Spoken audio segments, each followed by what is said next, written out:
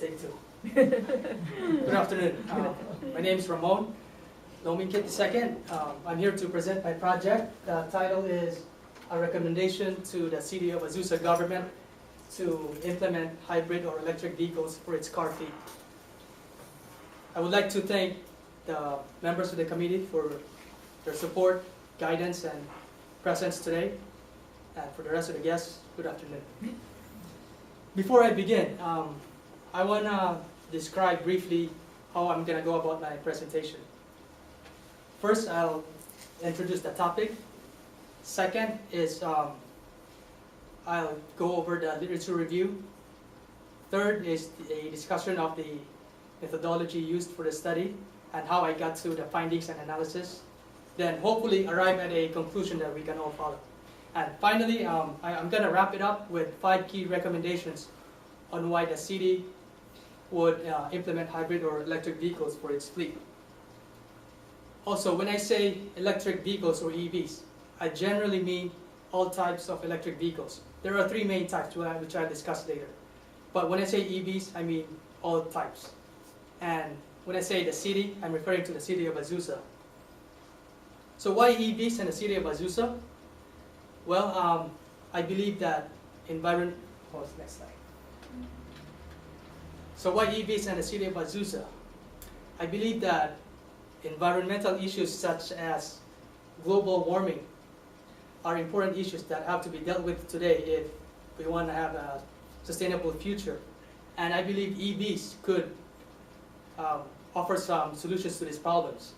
I say could because EVs could also contribute to the footprint, depending on the energy source to mobilize them, which I will also discuss later. I chose the city of Azusa because it operates its own utilities department, which I thought would help their transition to the EV implementation more smoothly. And also, I'm an employee of the city, which I gotta admit, gave me access to resources which I thought would not be easily available had I been an outsider. And most importantly, I chose this topic because it involves the policy-making process in a local government setting, which is directly related to what I'm trying to accomplish as a grad student with a Master in Public Administration.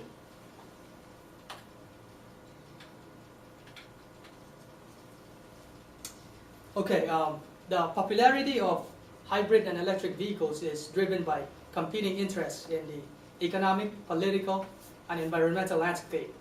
These are the themes discussed throughout the study. In other words, if hybrid or electric vehicles are economically sound, politically feasible, and environmentally friendly, then the city would implement them for their car fleet. The stakeholders for the project are the city manager, the city mayor, the city council, the city clerk, employees at the Light and Water Department, and Public Works Department. California continues to be a leader in the clean car quest. For example, in 2006, Schwarzenegger signed into law the Global Warming Solutions Act, or popularly known as AB 32. Under the act, it caps the state's GHG emissions to the 1990 level by 2020. The city of Azusa has always strived for excellence in delivering public power service while respecting the environment at the same time.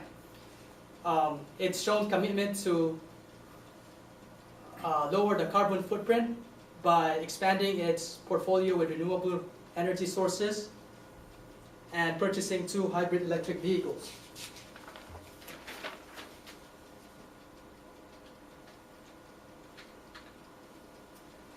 So there are 3 main types of vehicles that get at least some of their power from electricity. The hybrid electric vehicles, or simply known as hybrids, the plug-in hybrid electric vehicles, or PHEVs, and the all-electric vehicles, or EVs. The main benefits of EV adoption are reduced carbon footprint, reduced dependency on foreign oil, and energy efficiency. So how green are they? Well, it all depends on the energy source. The 2 greatest contributors to GHG emissions are coal and gasoline, and both play a role in the operation of EVs. Simply put, if for a electric vehicle running off coal-powered electricity, the CO2 release is comparable to that of conventional vehicles. But of course, it's a different matter when it's from a renewable source like wind, hydro, or solar. But all electric doesn't always mean zero emissions.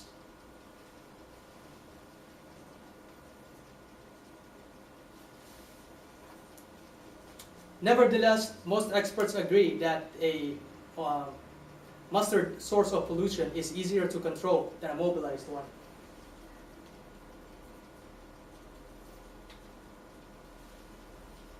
There are a few issues concerning the EV adoption. First of all, they are expensive. The Nissan Leaf, which is probably the only widely available all-electric vehicle today, it just came out less than a year ago. It has an MSRP of $32,000.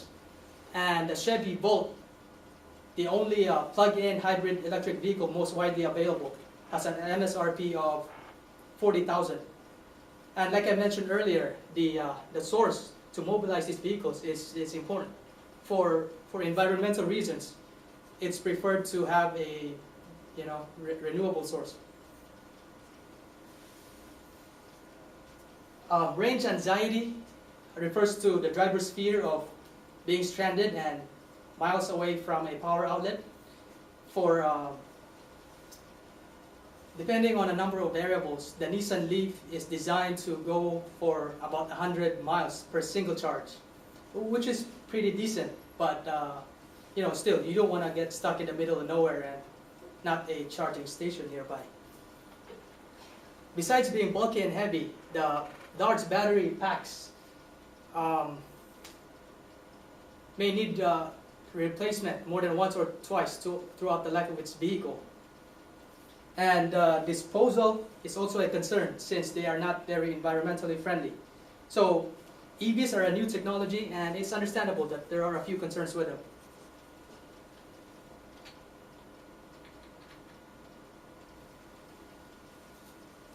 The study utilized the elite interview method with the stakeholders. Since it involved human subjects, the first step was to get permission from the IRB, or the Institutional Review Board, to comply with federal and state regulations for the protection of human subjects used in research. Next was to obtain the letter of understanding. This was important because, like I said, I'm a city employee, and the IRB wanted to make sure that no professional work was going to be impacted. Once approval was received by the IRB and a protocol number was given, I then proceeded to send out the recruitment letters. And before I began each interview, I printed out 2 copies of the Informed Consent Form, or the ICF, one for me and one for the interviewee. As clearly written on the ICF, I told each interviewee in each session that their participation was voluntary and confidential.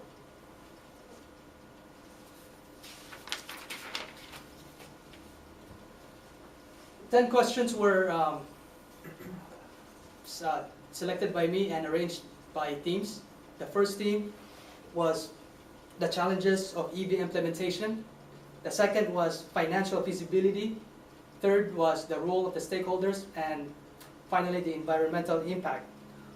All information I obtained from the elite interviews were validated by returning elite notes to the respondents for additional comments, suggestions, or if they didn't feel comfortable with their answers first time. Other data gathering methods were also used, such as action research. Well, I attended one of the utility board meetings, and official documentary records, which I used to get the list of vehicles for the city's fleet. The responses from the elite interviews indicate that the city wants to go green. But the key finding is that despite its eco-friendly impact, the stakeholders are only willing to implement hybrid or electric vehicles if it makes financial sense with the city's budget. A major obstacle to the implementation is the construction of the charging stations. The city would need to build infrastructure provide capital outlay, and locations for these charging stations. And all three require financial support to be implemented.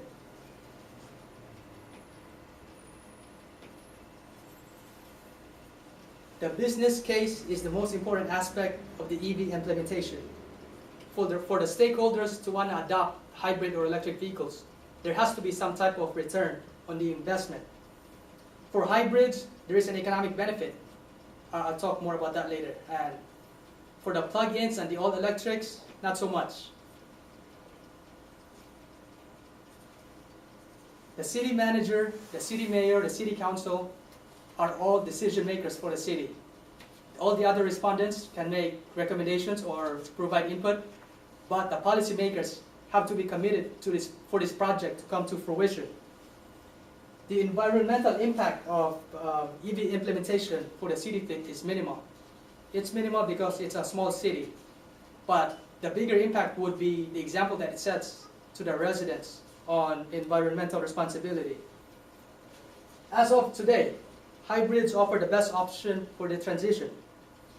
Their carbon emissions may not be as low as the plug-in hybrid electric vehicles or the electric vehicles, since they still use gasoline, but they're a lot cheaper and provide better mileage than any gas-powered car. The two hybrids purchased by the city have never required replacement of batteries in almost a decade of usage, so they're pretty reliable and I'd say ready for implementation. This is a table of the estimated annual fuel costs of three vehicles currently in fleet operation. One of them is a hybrid, the Toyota Prius. So we have the Toyota Prius, Ford Taurus, and the Honda Accord with their 2011 models. And the estimated annual cost for the next 5 years. So hypothetically, if the city were to convert all 75 of their small to mid-sized cars to hybrid vehicles, the city would spend about $410,000 in the next 5 years for their fuel costs. And if they use the Ford Taurus, it would be about a little over $1 million. And compared to the hybrid, the Toyota Prius, there's a difference of about $590,000. And if they use the Accord, the total for the next 5 years on fuel costs would be $742,000, and a difference of $330,000 compared to the Toyota Prius. So it's almost a no-brainer. If the city wants an environmentally responsible vehicle today, hybrids are the way to go.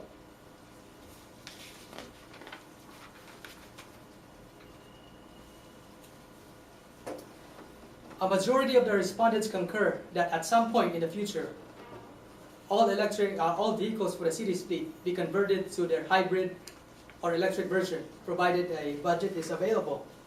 But the economic reality for the city is that it's financially strapped, since plug-ins and all electrics have high initial costs. They're not ready for fleet adoption today. Hybrids are. They've proven to be cost-effective and reliable. Politically, EV adoption is available based on the elite interviews that I conducted, but it's going to go back to the business case. It has to make financial sense for the stakeholders to be willing to implement them.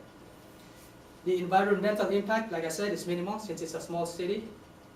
But if the other cities and municipalities all across the states follow this plan and started implementing hybrid or electric vehicles for their government fleet, then we'd see its biggest impact.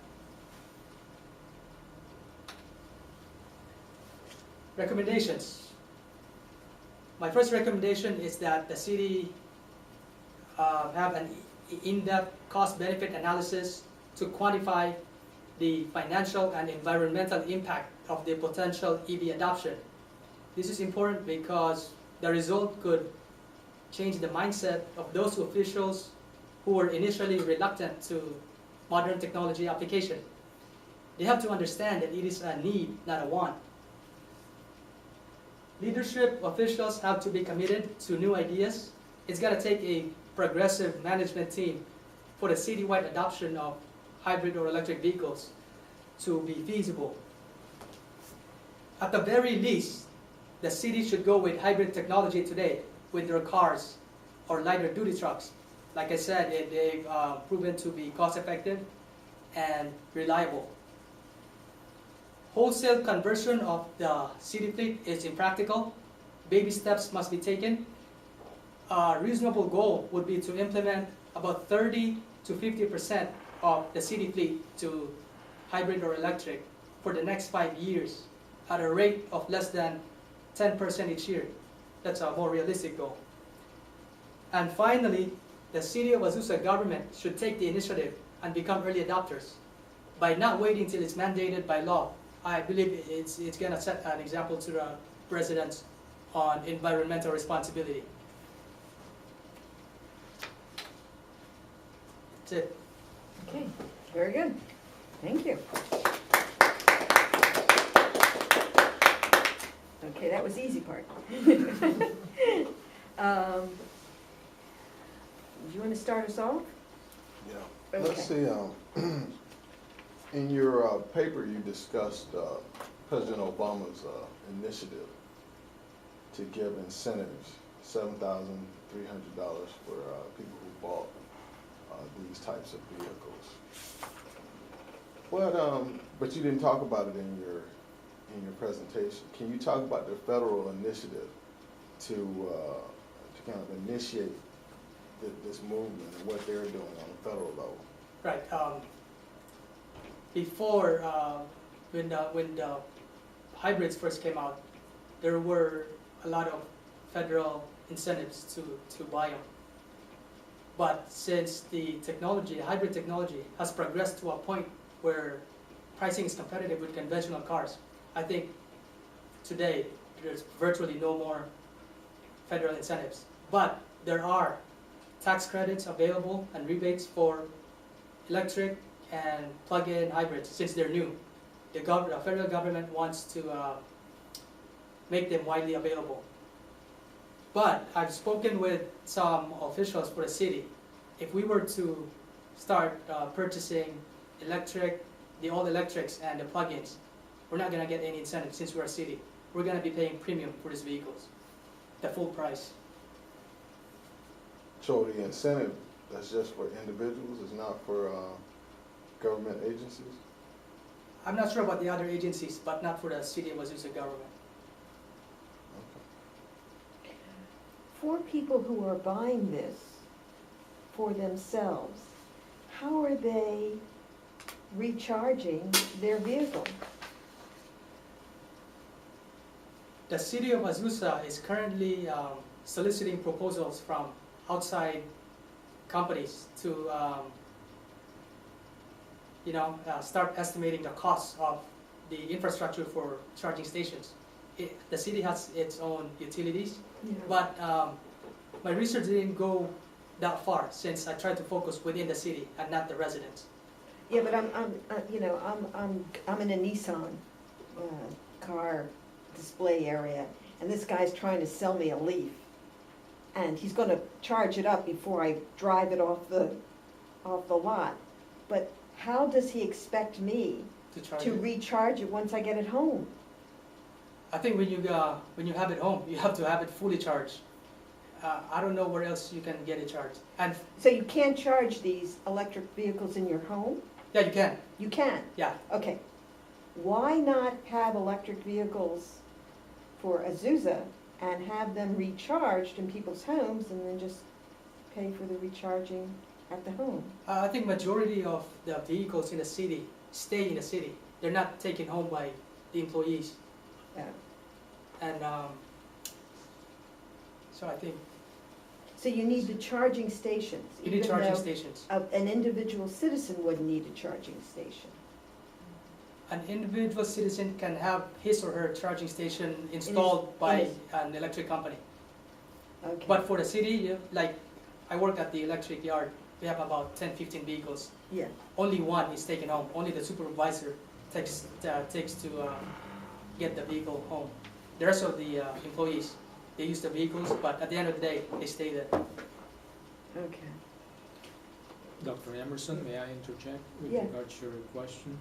When you buy an electric vehicle, a pure electric vehicle from any of the manufacturers right now, it comes in with its electric plug for you to be able to charge it at home. Uh-huh, Okay.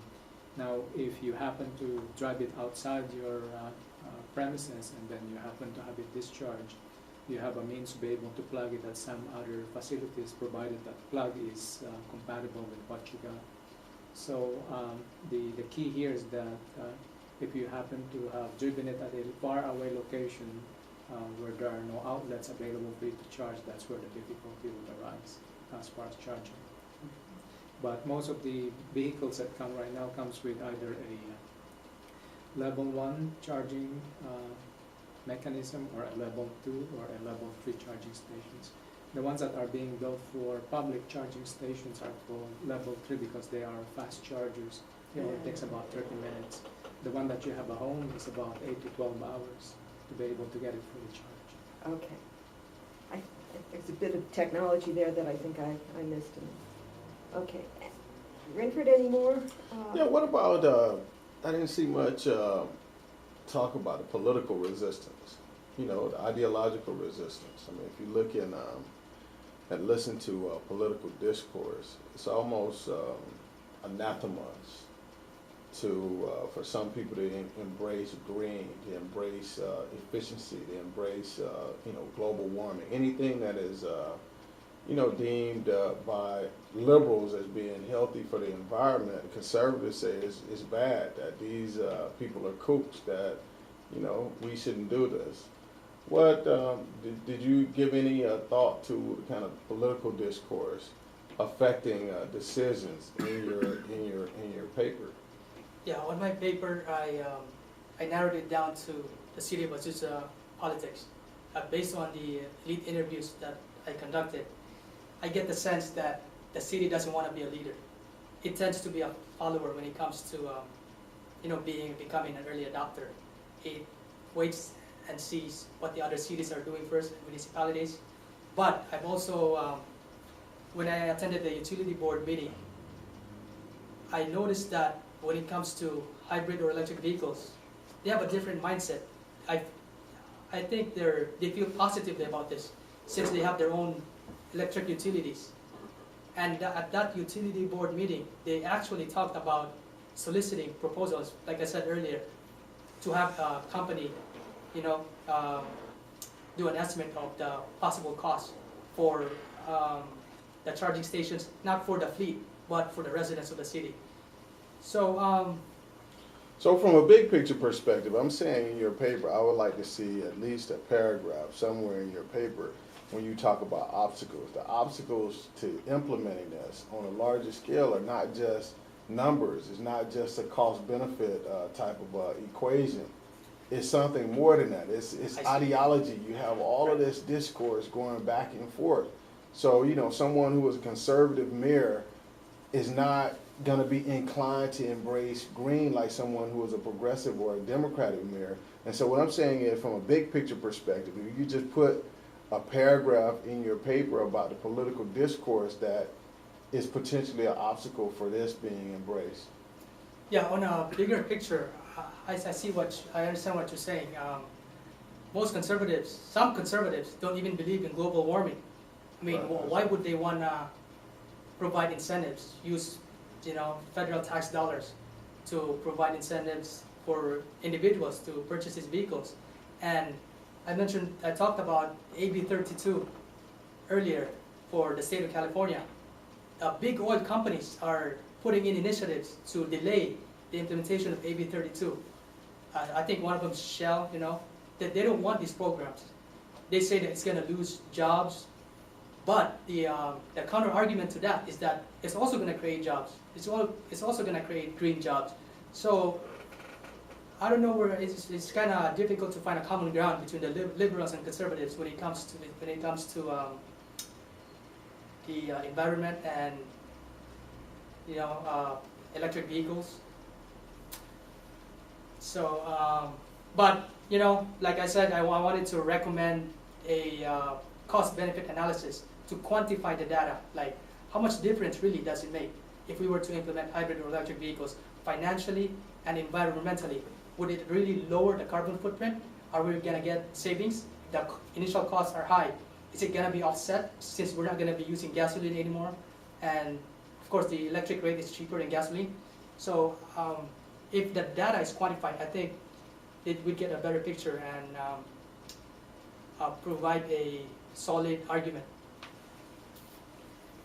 It seems to me, as I read your paper, that in Azusa, they don't have debates about deep ideological issues, so much as there are those who think things are economically feasible and those who think they're not.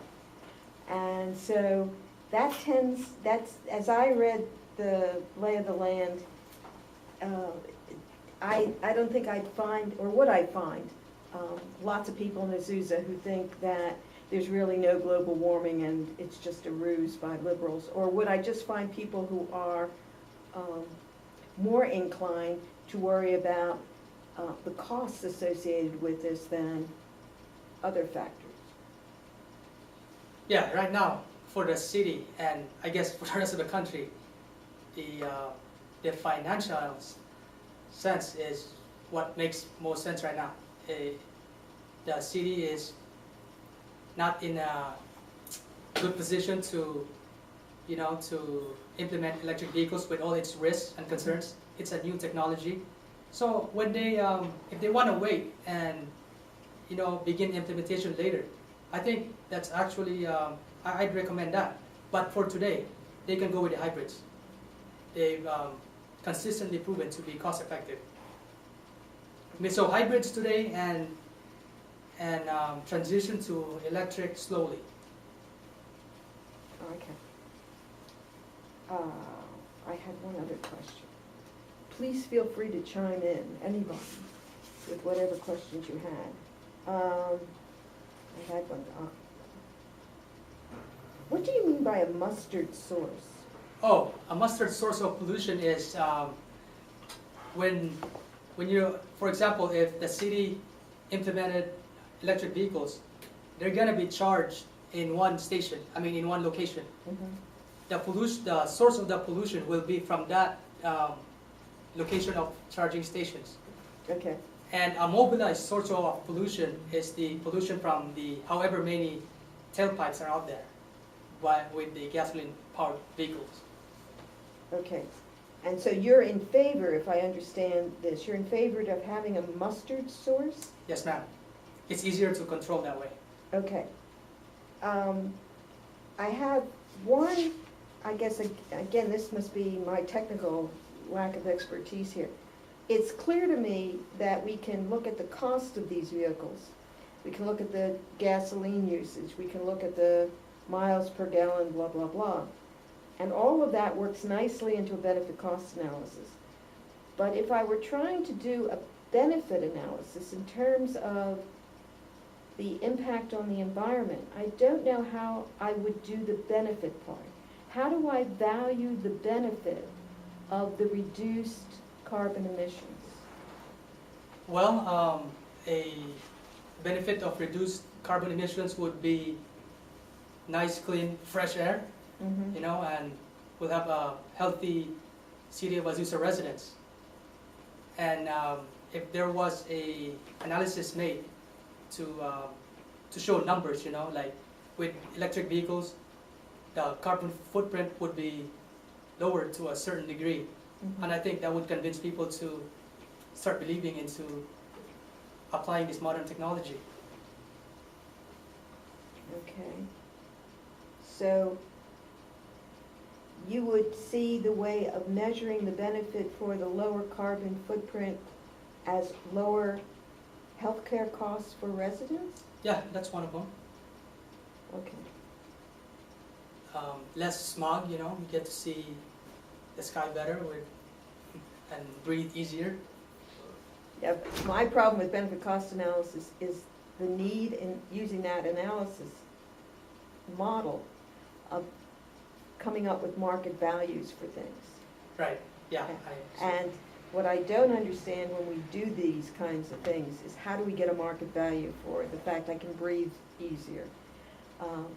that I actually can see, you know, the skyway or the mountain. Yeah. It seems to me that would be very hard to quantify, and so we wind up, when we use this kind of technology or this kind of analytical tool, of buying into, well, we're only gonna look at what we know has a market value, and all this other stuff we kind of shine on. Right, yeah, which is also why I think that the all-electric and plug-ins are not recommended for fleet adoption today. They're very expensive. I mean, I understand we want to save the planet, be green and stuff, but not to a point where you're gonna lose financially. And I think when the technology gets better, and I think the pricing for these cars will be lowered, and eventually, you know, people will have a choice of what type of vehicle they want, whether they want a hybrid, a gas-powered vehicle, or all electric. I just had a brainstorm, but it's probably not doable, but can the city of Azusa require that people who provide energy, like gas, also provide electric in your city? So that you don't have to devise electrical stations, you just make them do it as part of their licensing to operate as a business in your city? If I may answer the Yeah. question. The provider of energy sources is somewhat fixed. For example, water, electric, gas, natural gas, each has already their own set of monopolies, so each one has their own set of service area, service territory, so to speak.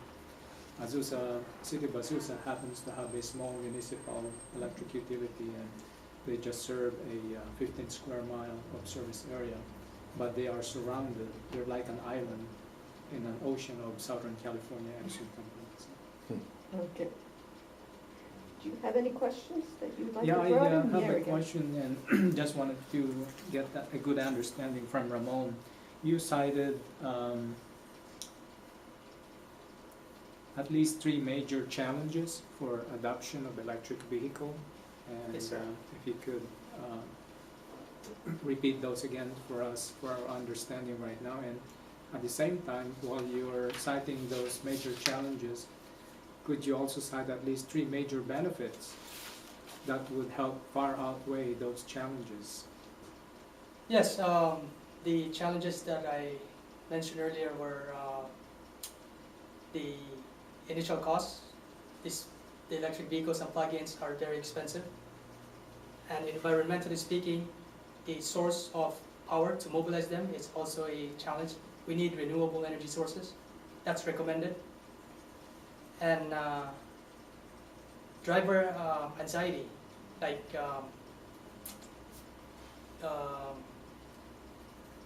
getting stuck in the middle of nowhere and not having a power outlet to charge your vehicle. The 3 benefits that I mentioned are reduced carbon footprint, you know, environmentally speaking, that's a benefit. Reduced dependency of foreign oil. You know how Middle Eastern politics are. We don't want to, the less we deal with that, I think the better off we are. And energy efficiency. And right now, the city of Azusa, I think, is required by the AQMD to increase their renewable sources up to 30% in the next 5 years. Right now, they're about 17% of their power source from renewable sources. When you started your study, when did you start creating this plan for recommendation? What time period were? I started almost a year ago, fall of 2010, when I took the capstone class. I had to at least get the introduction and literature review done, and I just continued on working, you know, each step of the way. So you've studied this about a year and a half ago, but prior to that year, the economic climate in the nation has been at a very low level. To what extent has that economic condition have in some way influenced the way you have analyzed your study? I think it's gonna be a little more difficult to implement that, especially for the plug-ins and the all electrics. Because like I said, they're just too expensive right now. I mean, even for individuals, I'm not talking about the city, for individuals to buy them, there's no return on their investment. I mean, you'd see celebrities buying the all electrics. Leonardo DiCaprio was seen, photographed using an all electric vehicle, but they're celebrities, they can afford it.